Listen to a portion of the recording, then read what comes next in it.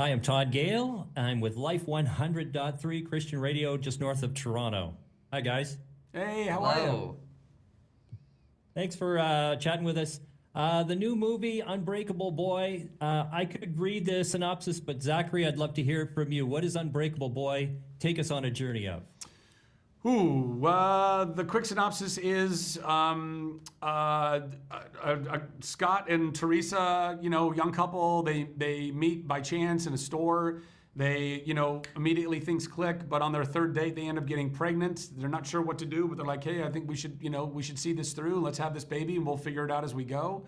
And they do, and so then they're navigating, figuring out who they are in a relationship, who they are as individuals, and within a relationship, and simultaneously they start to navigate some really interesting waters in that they find out that their first son, Austin, played by the wonderfully talented Jacob Laval, ends up having osteogenesis imperfecta, brittle bones disease. And that definitely is a curveball that they weren't expecting entirely. But then they continue to persevere and move through that. And then a few years on, after having a second son who seems to be, altogether healthy, their first son, Austin, then starts presenting with autism. And so that really is kind of at the crux of the film. It's a family navigating the waters of what it means to, raise two boys, the oldest of which, being on the spectrum. And it's a true story, and it's a powerful story, and it's a relatable story. Autism at this point is quite ubiquitous. It touches everybody's lives in one way or another. And I don't know that I've ever seen or heard of a film that tackles it in such an authentic and beautiful way. And that also is infused with faith, but also is not just rainbows and butterflies. This is it is a feel-good film, and that you walk away from it, I think, feeling very inspired and hopeful. But it's a journey to get there, and full of lots of downs along with those ups. So that's what The Unbreakable Boy is. Yeah. And Jacob, in your role, I just noticed your character smiled a lot, like constantly. Like, were you sore at the end of this filming? Like, it just seemed like, you had to bring that joy, you had to bring that, and in preparing for that role, that must have been something that you had to really just kind of work at. Yeah, preparing for this film was definitely an experience. We did a lot. We read through the script multiple times. I worked on it a lot with my acting coach, not just on memorization, but like the attitude I was going to present.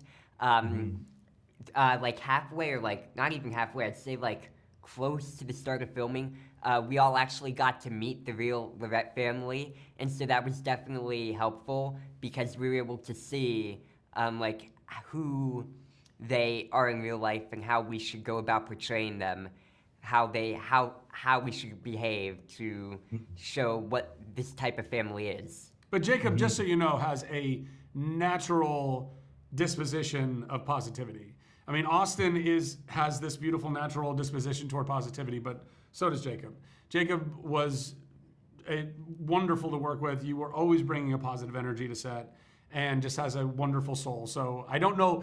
I think that, to your question, was it difficult for him to find himself smiling as much as he was? I don't think so. Yeah, it wasn't difficult. It was very easy for me to be positive throughout the filming, and I had a great time just being there and being myself and getting to portray Austin.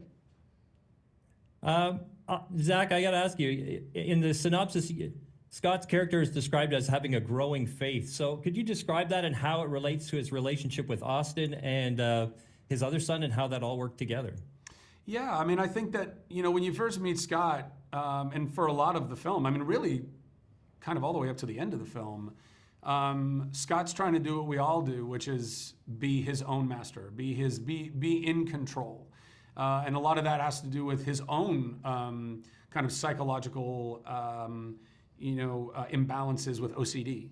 He has to control things. Things have to be perfect. Things have to be kind of, where they're supposed to be. And he thinks that if he can just have all of that exactly where it's supposed to be, then everything will be okay and everything will be good and he will be happy.